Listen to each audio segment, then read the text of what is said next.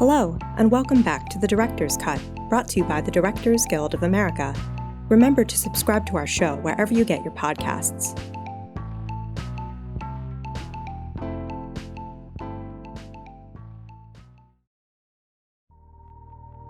Today's episode is the third and final in our annual series devoted to our popular Meet the Nominees feature film symposium. Now in its 28th year, the event is a roundtable discussion with the directors nominated for the Guild's Award for Outstanding Directorial Achievement in Feature Film. This year's nominees include Bradley Cooper, the director of A Star is Born, Alfonso Cuarón, the director of Roma, Peter Farrelly, the director of Green Book, Spike Lee, the director of BlacKkKlansman, and Adam McKay, the director of Vice. Each of these talented directors were gathered on February 2nd at the DGA Theater in Los Angeles to discuss the craft of directing and the making of their films with moderator Jeremy Kagan. So please enjoy the final part of our Meet the Nominees special and listen to the 5 nominees discuss directing actors and knowing when you've gotten the performance. Highlights include Peter Farrelly commending his directorial team for helping him keep things moving, Adam McKay sharing his amorphous directorial process, and Alfonso Cuarón sharing why you can't trust dailies and can only judge a moment in context. You asked a great question about, how do you keep everything cool on the set, or, the tone. And it really comes down to the ADs, the first AD, second AD, third AD. If you have a strong first AD, you should never have to get excited. I've never raised my voice on a set because my first AD does that. He's walking around like, hey, come on, move it, and then, I've been talking to actors where, giving them direction, and he comes up to me, Pete, come on! I'm like, excuse me, I'm directing here, And I love that. I love that. That's J.B. Rogers. But also, your second AD, your third AD, that's how you can have the scene in the furniture store and everything. They get to the window and the crowd's coming by because you got ADs working in, doing their job. And it's not just it's a real team effort. And if you've got a strong team, with you, everything's smooth. And that's what I have, and I'm lucky. Yeah. I think I'm so glad all of you have been making references to your ADs, because there's no question. Oh, yeah, that's it.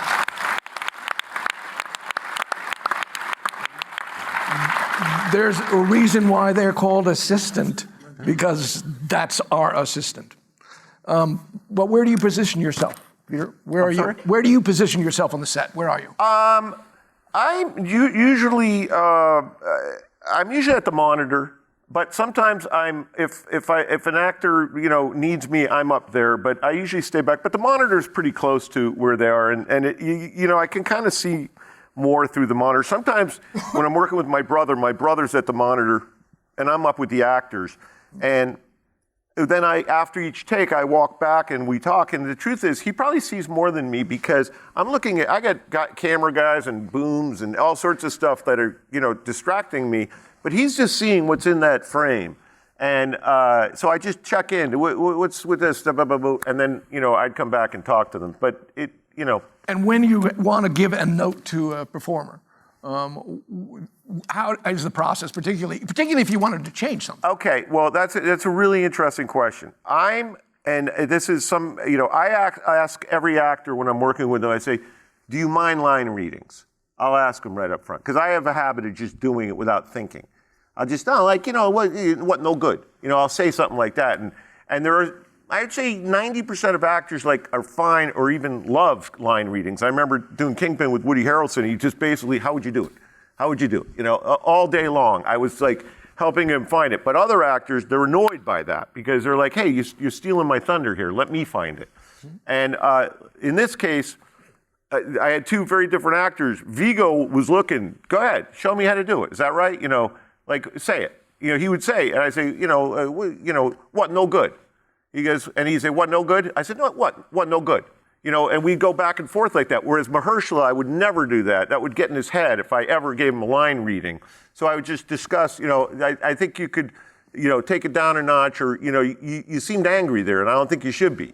Okay, I talk him through it. But for the most part,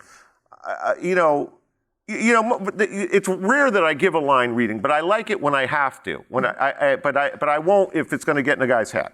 And I didn't know that until probably my second movie, where I thought line reading, I'm just giving them to everybody. And finally, some actor said, "Dude, don't do that. Let me find it." And I thought, "Oh, what are you talking about?" He goes, "I don't like line readings." I said, "Oh, I didn't know that was a thing." And then I'd ask other ones, "Do you mind line readings?" They kind of bug me. I was like, "Oh, I'm sorry. Why didn't you ever say anything?" But you never worked with Robert Duvall, did you? No. But I ask up front. I said, "Are you okay with the line reading occasionally?" And most people will say, "Yeah, great." Some will say, "Please." Got it. And Viggo was a please guy. Mahershala was like, "I'd prefer not." Yeah, I got you. Actually, I'm interested. I think David O. Russell, when you worked with David, sometimes would do that, actually perform for you what he wanted you guys to do. And he has a really unique process, which is, because he's writing in real time also. So he's literally writing while you're shooting the movie in a take, and he'll write a new dialogue and speak it out while the camera's rolling, and so that you kind of pick it up and then do it in that cadence. Got it. And it's kind of this wonderful musical quality to it. And it's all about his rhythm, and that's what I love about working with him. You try to get in line, okay, what's his rhythm? And when it's working at its best, he lets you then take the reins, and then you actually can just start, going off on your own. And when you wanted to redirect, if that was something you wanted to do, how do you approach your actors? In terms of line readings? No, in terms of anything. Here, you've seen this performance. This is a moment that you want to give an adjustment of sorts. How do you go about? In Star Wars Born, you mean? Yeah. It all depends. It really all depends. I mean, it got as micro as put your head down, look up, touch your face. It got that micro sometimes, and other times it was just absolutely let it flow. It really depended on the actor, the scene, where I wanted it, how can I get them into a place where they're completely out of their head, and at the same time in line with what I want to be excavating in that moment. And if you had to do that, do you remember a moment where, I know this person's too much in the head, and how would you get them out of it? I don't know if you remember a moment, but I do. Yeah, I mean, Sam was the most seasoned actor in the movie, Sam Elliott, and I think it was just. And so you never know. I love line readings, depending on who they're from. But yeah, just tell me. I'm serving the director. There was the last scene with Stephanie on the couch, and I had asked him to come back and do the movie. He had already wrapped, and I wrote that for him. It was originally going to be another character. So again, he's coming into this thing, and and it's a big thing, and he hadn't really prepped that before. But I knew he already had. He was Bobby. He just didn't have to overthink it. So I remember he because of the way I wanted to shoot it, he was doing this a lot, and I just thought, it just doesn't. That's not the frame. And it was a very simple thing. Just see what happens if you can't touch your face. And it was beautiful. Just some sort of little thing all of a sudden opened up. And so when he did decide to touch his face, it was really something. So that was just like a little specific thing. That's such an interesting issue, because if you make an actor aware of what the actor is doing, sometimes that can, in fact, start to freeze the performance. And in this case, it didn't. No, because it felt like it was maybe compensating for some, or some sort of. It was. To me, it was preventing me from getting it right into him. Got it. Wow. And his willingness to trust me on that, and not go like, "What are you talking about?" Was so beautiful, and yeah. Thank you. Adam, where are you on the set? I know, I did hear that. You did have that. Well, I do the same thing I'm sure everyone does. I talk to the actors, each one beforehand, and I talk to them about what way they're comfortable working. If it's a scene where we're going to really be kicking it around and ripping it apart and putting it back together, I'll do the Apple box up close, away from the monitor. Most of the time it's at the monitor, and I'll use the mic a little bit. But once again, the trick with the mic is just to keep it cool. Like if it ever becomes barking, you're dead, because that mood on the set is everything, like everyone's been talking about. You just want failure, everyone to be comfortable with failure. You just, I'll say it over and over again. It's just film. We'll do another take. Let's do another take. Like, who cares? That's why you're doing multiple takes. So it all depends on the actor, the conversation I've had with them. It depends on the scene. In this very scene that we saw. That was one where I was at the monitor, but I'm coming in the room a lot, talking with them, going back to the monitor. There's a back and forth. That was not Apple Box. Was the scene when early on when she is accusing, Amy Adams is accusing him of being a bum and I'm not going to stay with them? I'm curious whether that was one. That was actually very convenient. That was right outside the window was our monitor. So I was at the monitor and then the window was there and literally could just talk to him. And we did a lot of improv in that. And also did stuff with her dad, with Shea Wiggum playing her dad, and did a lot of improv with that. So that was one where I came up near the set and then would go back and then we would talk, or Shea would run over or Amy would run over. And I mean, that's the best, right? I think we all know that. When the scene is like you're back and forth with the actor, you're playing around with it, you're checking with the DP, the shot is changing as you're discovering it. It's where the scene really comes to life.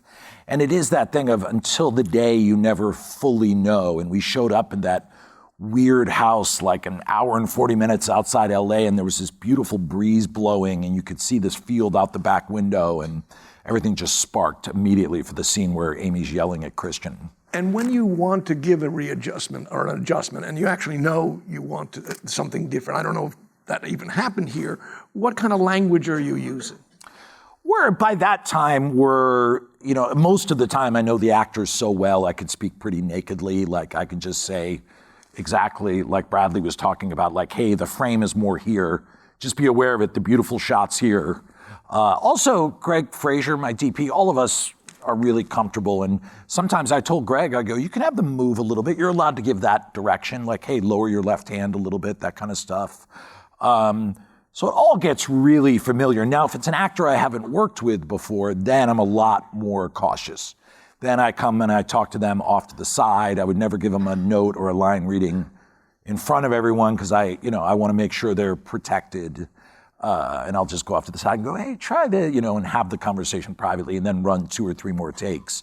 And then as we get comfortable, you can start to open up a little bit as you kind of read the actor. But yeah, it's a tricky thing. It's once you all know each other, once the crew becomes like family with the actors, you can all speak freely. But when those new actors are coming in on that day, I mean, I think one of the hardest jobs is being a day player. I think it's really hard. Mm-hmm. Coming in with those 2 lines you got to hit. I was a terrible actor like 20 years ago, and I would occasionally have like 1 or 2 line parts, and it's awful. You don't get to get into any kind of groove. And I really admire when there's an amazing day player. We'll kind of celebrate it afterwards when they really nail that moment. And do you do anything to try to make that day player comfortable besides obviously being intimate with them? Yeah, absolutely. Yeah, you kick it around. You just let them know they have room to fail. That's always the key. That's great. Don't worry about it. We'll just keep going. Hey, try this. Screw with it. Change the line. I'll tell them. I didn't write that line well. Try it like this. You can mess with it. Do a line, whatever you think of, and you just, once you start kicking it back, then they can find some sort of groove. It's when they feel like they're in a phone booth and they have that like tightness to the performance, like they got to hit it in 2 takes, and you just want to avoid that always. I got you. Alfonso, where do you place yourself, and particularly this movie, where were you? Because I know the camera was yours as well, but where did you place yourself?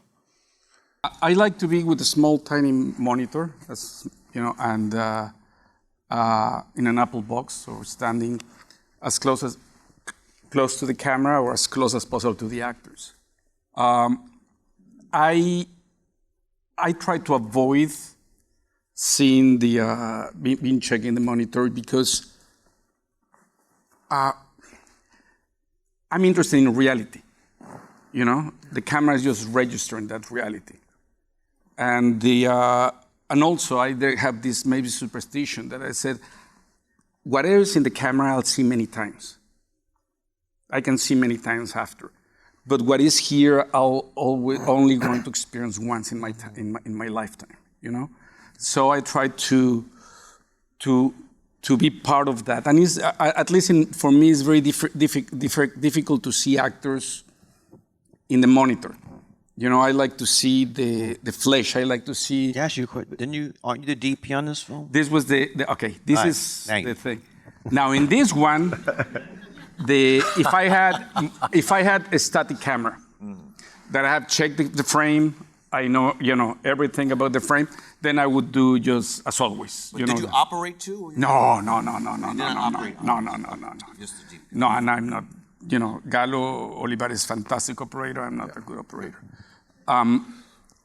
So I would be in a there's a lot of shots that are just static, and I would be there. If it was just a simple pan right and left, I would have this time, instead of a small monitor, a bigger monitor, calibrated monitor. And that was the pain, because then I could be switching from watching the action, what I like to do, and then here and there, because also I was looking at the lights as I was looking at the action. So sometimes I would see something, I would just check very quickly. In very long dolly movements, the thing is, and that when I'm not, I have worked with DPs most of my life, but it's very difficult to be running around with your little, because either you look at what happens over there or the monitor, or you just fall, because you have to be running. So for this film, what we did is that we put 2 dollies.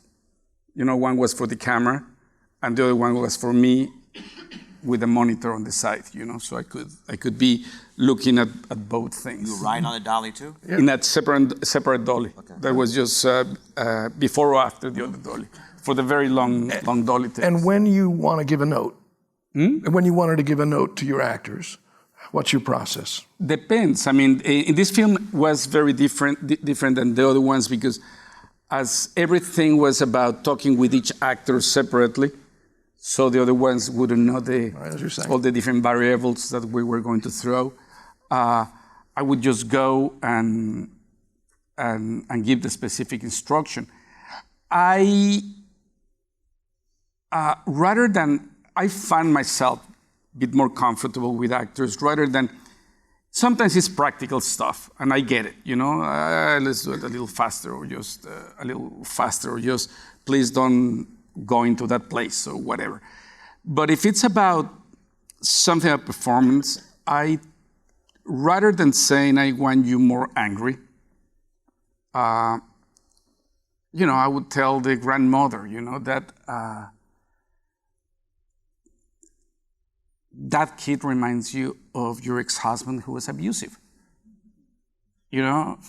And then the way that she's going to react to something of the kid is going to be different.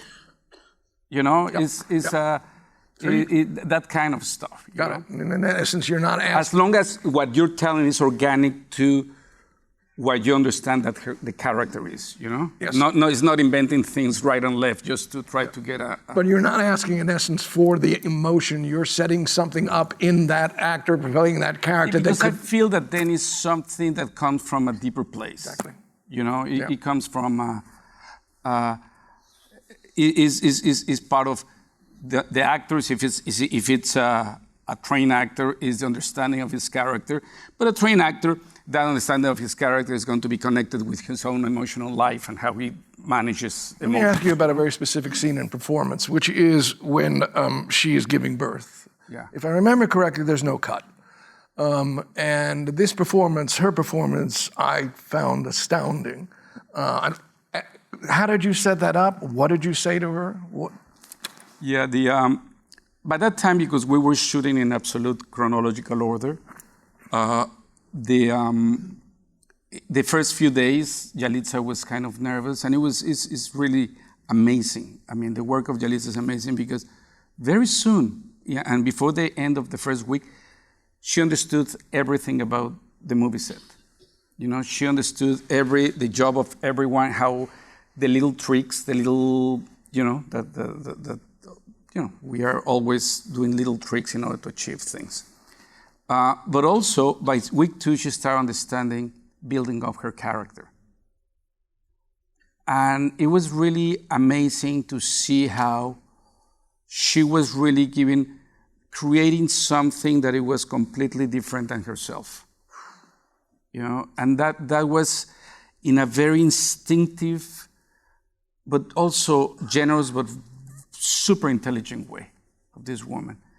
what we did in that scene is that as we were shooting chronological order, we have gone to the demonstration, then we have gone to the preparation room in labor. And the important thing is every single doctor, every single nurse, every single guy who pushes the stretcher, every single receptionist in the hospital, they are that in real life. I thought so. You know, the gynecologist is a gynecologist, and they do that for living, you know, and they were actually my advisors in the medical advisors and all of that. But it was the same principle. We were shooting in the streets, and if I was going to have a cop, the cop was a cop in real life. You know, there was a need in this film to have certain sense of realism in that sense. And here what we did is that we staged the whole scene without Yalitza by the inch. Oh. So, and again, I'm not a gynecologist. I could, I could invent scenes and what happens. And I was just saying, okay, what would happen? Explain me, okay. And then what happens here, okay. And you think that can be, I think is going to be lengthy. You think we can compress that, or would there be a medical procedure that contradict that so we squeeze the scene? Right. You know, and I spent pretty much the whole morning with them. We have already talked about the situation, so they were kind of prepared. And when we were happy with the dynamic, then we were just make sure that we did a pass, but I said, well, let's do a pass just by positions, more or less what you think is going to happen, because I didn't want them to start getting preconceptions and stuff. And we did that when standing. And when we were ready, so Yalitza knew that she was coming from the preparation for labor, and they were going into this room. And then we just said, okay, you know what's going on? I says, yes, I know I'm going to deliver my baby. And she didn't know what was going to happen. She did not know that this was going to be a stillborn baby. No, she didn't know. And at the end, she kept on saying, I thought that you were, I'm so used to see how you do tricks that I thought you were going to bring a baby from below the table. I don't know how, she said, but I was sure that you had a baby. And what happened, and it's true, is that because these guys, they do for living exactly that. Right. There's kind of like a memory muscle that start operating on them. And they really start getting engaged in the moment. They were really performing that. Right. And actually doing stuff that they haven't done before. You know, taking it very seriously. And Yalitza, she just was living that. But she mentions how the thing is, and there's one scene that I cut out of the film in which the girl is talking about how much she wants to meet the girl. She hopes that it's going to be a little girl, and that how much she wants to meet. And says, I was just, when they told me that the baby was dead, the first thing came to me was Sophie, this girl, saying, I really want her to be a girl. And I want and I knew that because I have told already the girl, when in that scene, is that you want her to be a girl and she doesn't know what it's going to be. And in this scene, she receives the information that it's going to be a girl. So her reaction is, that's take one. I tried to do 3 or 4 more takes. And I have to say, take 2 is amazing. And she's always amazing. But what I didn't get in the other takes was that impact. And even if I show you the 2 takes, you would say, wow, second one could work as well. But there's something about what is reality, what you have to, because the first take, actually, there's some technical stuff that I was not happy about. And it's when you said, well, yeah, but even if in terms of performance, it's almost unnoticeable, the difference. Right. One is the real one. Got it. You know? I got it. Thank you. Spike, where do you position yourself? It depends. A lot depends on location. There's some locations where you can't get up front. Right. I try to, sometimes I'm shooting 2 and 3 cameras, so I want to be in front of the monitor, and it's try to have the monitor as close to the actor as possible. And if you want to give notes, what's the process? Depends on the actor, of course. But Denzel doesn't get notes. how about his son? He's not Denzel.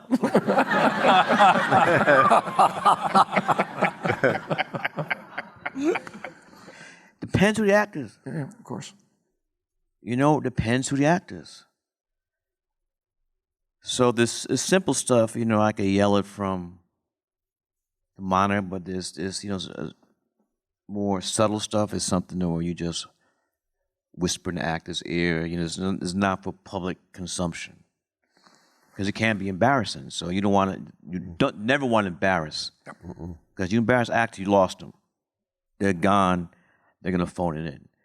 And I wanted to say earlier about the whole casting thing. I really admire actors because it's a tough business, and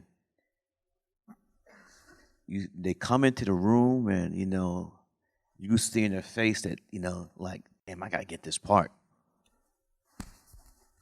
And then when you say thank you, you can see the look in their face is heartbreaking. Yeah. Because it's a tough business. And you know what their personal history is, but they need that job. And the rejection the actors have to go through. My man, you know what I'm talking about. How many before you got your first part? Before the Sex and the City? Yeah. How many auditions you think you went to? Oh, I'm sure I've gone thousands. Thousands? Yo, yeah. But for things that I would never get. Yeah. Yeah, because they have castings when you're in New York City, so you're going in for like Armageddon. You're not going to get Armageddon. You know what I mean?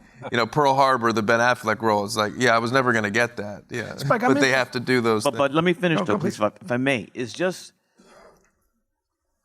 you don't get the part again and again and again and again. I have sympathy for actors because they have to put up this rejection. Yep.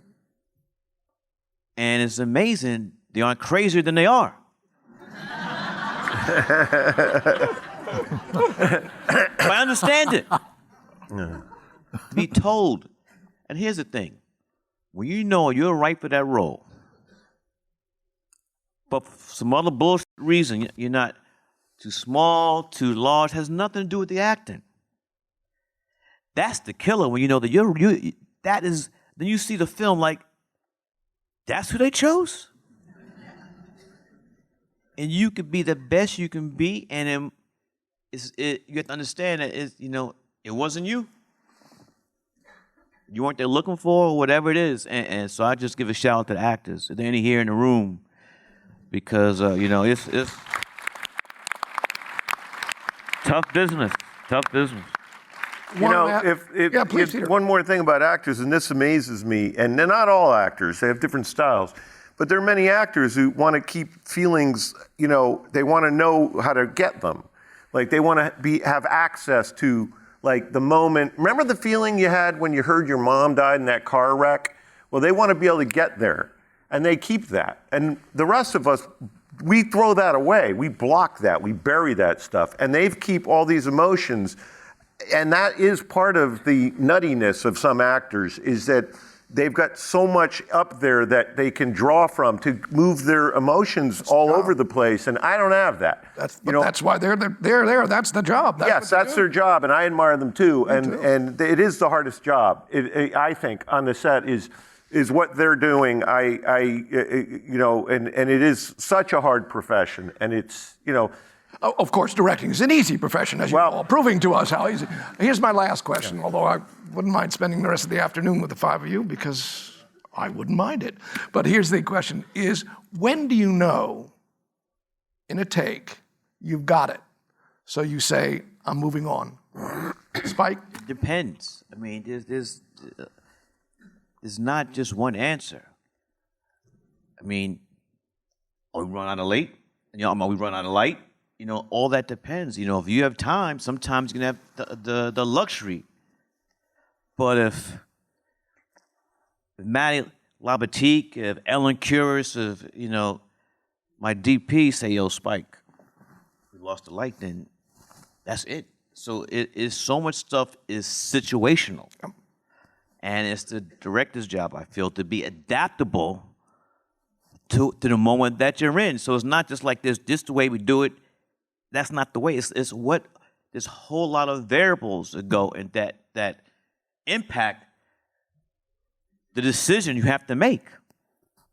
So you're dancing, if it starts to rain or if something happens, it's like you were saying earlier, Alfonso, there's stuff that we can't control. We can't control, so it's the stuff we control, we gotta handle that business. Do you do many takes if you have the time? In the actor Depends on the actor. Got it. Some people, everybody's different. In this particular movie, did you, because working with, for example, Adam, we were didn't they have a lot similar? of takes. We had to go. And was there any rehearsal time? I love to see. We had 2 weeks rehearsal. And what happens in rehearsal time for you? We watch movies. Movies specific to what we're doing. I remember we were doing Inside Man. We watched Dog the Afternoon like 3-4 times. And in this movie? We did not watch Bird for Nation. Or Gone with the Wind. Nah. But again, it's you want to in rehearsal doesn't mean exactly you have to be going over the lines. It was very crucial 2 weeks rehearsal for Adam Driver and John David, to get that vibe. Because if we don't get it there in 2 weeks rehearsal, it's not going to be on the screen. And so it's not necessarily just going to lines, just, hanging out, talking. So you feel each other's energy. Because that's what film is recording. The energy that the actors are giving you. So again, it comes down to preparation. You gotta do the work before we start that first day of principal photography. Got it. Well spoken, man. Thank you. Alfonso, when do you know you have it? I think it's more the question of what I don't have. What I'm not exploring. And that's and what happens with that is that it's about you feel you have it, but then I just want to make sure that I'm not missing something, there's something that I should explore. And sometimes what happens is after a couple of times that you try to explore things, you realize, no, well, actually, I had it. And I think, as Spike says, it depends on the situation. Sometimes, yes, the light is gone. They kick us out of the location. The actor have to leave. There's so many other elements why. So, but the thing is, it's about that. It's about like this scene in The Bird that you're talking about. I knew I had it from the get-go. It was, and it was not repeatable. But I tried again because, well, I'm a director, so I have to make life difficult for people. Let's do it again a couple of times. And then I realized I'm not going to get anything better. So you said I had it. I'm happy. That scene on the beach, I thought I didn't have it. Right, as you said. Sometimes and you're surprised later on. And actually, so many times you're surprised with stuff that you hated on the set. Mm-hmm. Can I just jump into that? Brother man, it's amazing where you see something, the next day, you're looking at it like, it's not even like the same thing. Something happened overnight. Mm-hmm. It's some magic happening. You're like, that's why I really... Or when you put it in context, you are so unhappy with some moment, or a moment that you love on the set, then you see in daily, says, what did I like of this? And then you put it in the context of the whole thing and says, oh, good, that kind of works. Okay, it works. But alone, it doesn't. Alone, for some reason, even if the thing is when you're directing the moment, you're focusing the moment. When you're looking at dailies, your head, your mind is already in so many things, and you see a bit of film that you say, poof, it's not a big deal. Got it. I got it. Adam, for you, when do you know you have it?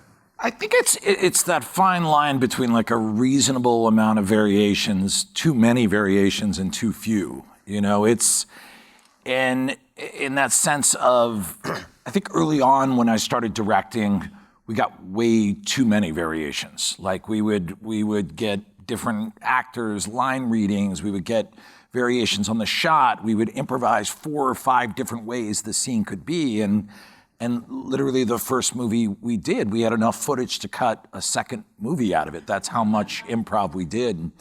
And through the years, I think I've gotten smarter about like what realistically is in that pocket, like what's realistically in that key of this scene in this moment in the story. And I think you do get smarter about identifying that. And it's usually a conversation between the actors, the DP, and myself. And there'll usually be that moment where it's like, does anyone else want anything out of this moment? And usually, you know, by that time, the actors are like, I feel good. DP says, I feel good. And then sound will raise their hand and ruin it. You'll have to do it more.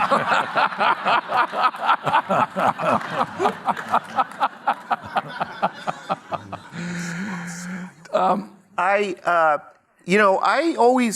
can see, I know it when I see it, but I will never move on until the actor knows it. Because I don't want my actors lying in bed at night thinking, God damn it, I wish I could have done another take. I could have done better. So I'll always come up to them and say, I love it. You good? And, 90 out of 100, 95 out of 100, yeah, let's go move on. But sometimes I don't feel it. And I'm like, okay, let's do it again. And, usually they get 1 or 2 more and then they'll be done. But I want them to know they couldn't have done any better. They did it the way, and it is generally a very quick thing, unless, you have a scene where somebody's like juggling balls, walking across the room and everything has to be in place. Viggo tells a very funny story. When he was a young actor, he had a very small role on Miami Vice. And he had to be throwing a football with this guy next to him, and as they're walking down the street and the guy dropped, he kept screwing the line up. And finally, Don Johnson said, hey, come on, dude, to Viggo. He said, just spit the line out. He says, this isn't, Hamlet. And Viggo says, oh, I know. Wow. Yeah. And he said, and Don Johnson, to his credit, cracked a smile and said, touche. But it is a feeling of, you know it when you see it, but I want that actor to feel good. And by the way, you raised a really interesting point, Alfonso, about seeing it live. And that is this, it's a really interesting thing. When you are seeing it live, that day, as it's happening, especially this movie where I have like 2 of the great actors on the planet, Mahershala and Viggo, working together, doing this thing, I felt like, I wish everybody in the world could see what I'm seeing. Well, of course, there's the movie that you can see that, but there's something about that immediacy, that moment. Even now, when I see the movie, I think, oh, I remember that day. God, what a great day. We were driving through the sunshine and they were doing this thing and it was just magical. And it's such a beautiful thing to experience firsthand. But I sometimes, occasionally I'll do it, even when I know we have it, I'll think, I want to see that again. I want them to do it again, just because I'm loving what they're doing, even though it's perfect. I just think, let's do one more. And if it's a great scene. But anyway, that's. I can see them now both in the rain, and you're saying that repeatedly. Yeah. Bradley, when do you think you've got it? I definitely know when I don't have it. That's the thing. It's or not it. It's more like when you're in the groove. It really is rhythm. It's all rhythm, I think, when you're shooting. And there's nothing more exhilarating when there's that synchronicity between the camera and the actors and everything, and it's all grooving. I mean, that's sort of the moment you live for on set. And when that's happening, it's just infectious. And once you get into that groove, it's like you get into that gear, and everybody's in that gear. Then to me, that's when it's not do we have it? It's okay. Let's see how much we can play in this groove. And that's the thing that I absolutely love. And I was so blessed with the actors that I got to work with that were able to get into that gear, and then let's see where we can drive this thing. And then because of Maddie and Scott Sakamoto and Shelley, the crew that was just able to be so nimble, that's the thrill. And then you're just sort of you're high off it. Well, and when you're not there, you're very aware, because like at band, you're playing and it's not grooving. Well, clearly you all were able to be in that groove and get us in the groove. And you are remarkable filmmakers, and we are all appreciative of what you make and spending this time with us to share how you do it. So thank all five. Thank you very much.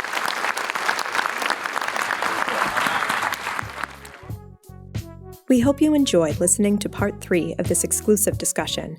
You can watch the full video of the Feature Film Symposium on our website at dga.org/events.